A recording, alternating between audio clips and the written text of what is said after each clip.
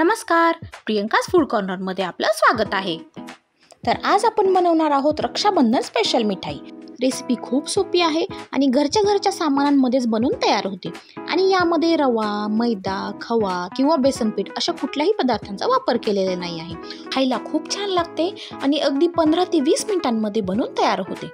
चला तर मग सुरुवात करूया आपण आपल्या रेसिपीला।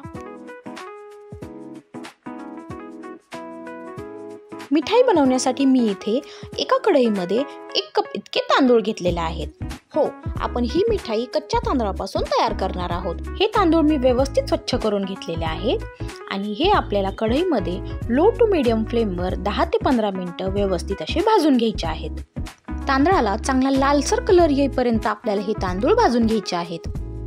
भाजून झाल्यानंतर हे तांदूळ आता आपल्याला एका ताटामध्ये काढून घ्यायचे आहेत आणि याला थंड करायला ठेवायचं आहे। तांदूळ थंड झाल्यानंतर तांदळाला आपल्याला एका मिक्सरच्या भांड्यामध्ये टाकून याची व्यवस्थित बारीक अशी पावडर तयार करून घ्यायची आहे। याची खूप बारीक आपल्याला पावडर तयार करून घ्यायची आहे।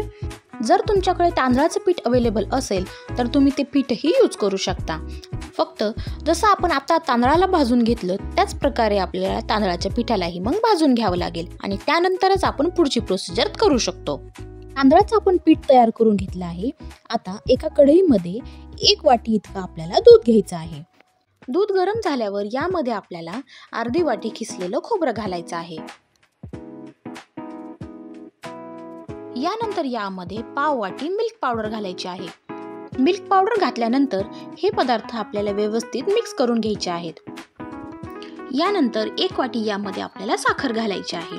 साखरेचं प्रमाण तुम्ही तुमच्या चवीनुसार थोडंसं कमी जास्तही ठेवू शकता। साखर व्यवस्थित दुधामध्ये विरघळल्यानंतर यामध्ये आपल्याला 1 चम्मच इतकं व्हॅनिला इसेन्स घालायचं आहे। व्हॅनिला इसेन्सच्या ऐवजी तुम्ही इथे विलायची पावडरही घालू शकता। यानंतर आपल्याला यामध्ये 1 चम्मच इतकं तूप घालायचं आहे। तूप घातल्यानंतर दुधाला आपल्याला एक उकळी येऊ द्यायची आहे आणि यानंतर आपण तयार केलेलं तांदळाचं पीठ थोडं करून यामध्ये आपल्याला घालायचं आहे। तांदळाचं पीठ घालताना आपल्याला तांदळाच्या पिठाच्या गाठी होऊ नये याची आपल्याला काळजी घ्यायची आहे। व्यवस्थित आपल्याला हे थोडं पीठ टाकून व्यवस्थित याला हलवून घ्यायचं आहे। पीठ व्यवस्थित घट्ट होईपर्यंत आपल्याला पिठाला व्यवस्थित कंटिन्यूअस हलवत जायचं आहे। यामुळे पिठाच्या गाठी होत नाहीत आणि आपली बर्फी खूप छान तयार होते। पीठ घट्ट झाल्यानंतर हे पीठ आपल्याला झाकून ठेवून 5 मिनिटं लो फ्लेमवर शिजवून घ्यायचं आहे। 5 मिनिटांनंतर आपण पाहू शकतो आपलं पीठ आता व्यवस्थित असं फुललेलं आहे, मस्त असं शिजलेलं पण आहे। जर या ठिकाणी जर तुम्हाला वाटत असेल की पीठ आपलं व्यवस्थित शिजलेलं नाही आहे तर यामध्ये तुम्ही थोडंसं गरम पाणी करूनही टाकू शकता आणि यानंतर परत 1 ते 2 मिनिटं तुम्हाला याला शिजवून घ्यायचं आहे। आता आपलं बॅटर तयार झालेलं आहे। यामधलं आता अर्ध्याच्या वर बॅटर आपल्याला काढून घ्यायचं आहे आणि एका प्लेटमध्ये व्यवस्थित घालायचं आहे।